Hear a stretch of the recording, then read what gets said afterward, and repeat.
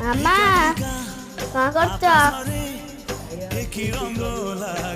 କଣ ଖାଇବା?